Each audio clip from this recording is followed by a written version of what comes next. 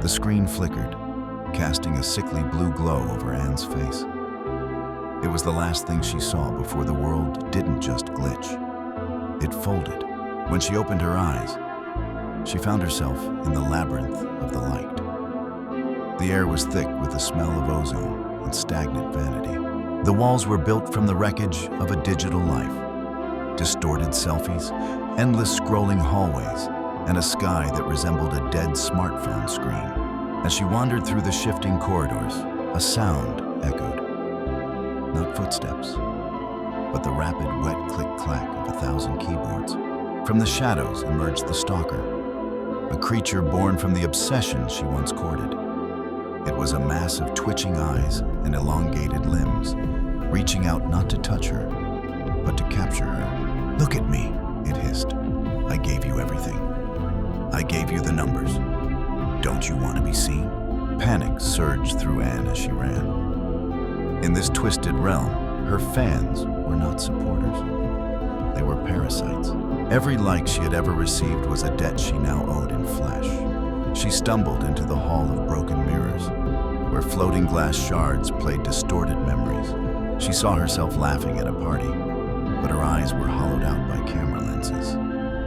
The deeper she ventured, the more the world began to rot. She encountered the manifestations of hate, creatures made of sharp edges, the embodiment of every cruel comment she'd ever ignored. They didn't want to kill her. They wanted to trap her in her own insecurities forever. At the heart of this nightmare stood the ultimate version of herself, an idol made of gold and static. This was the Anne the world saw, flawless, cold, and utterly fake. To escape, she realized she couldn't fight the monsters with strength. She had to do the one thing her ego feared most. With trembling hands, she reached into the core of the static, grabbing the tether that connected her soul to the digital void. She performed the ritual of the Brokenlore. This wasn't just about deleting a profile. She was severing the link. She chose to be unseen. The monsters didn't scream. They simply evaporated. The golden idols shattered into dust, and the infinite hallway collapsed into a single, dark room. When Anne opened her eyes back in her apartment, the phone lay cracked and dark on the floor. For the first time in years, the room was silent.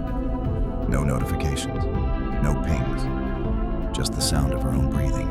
She was alone, she was irrelevant, and for the first time, she was finally free.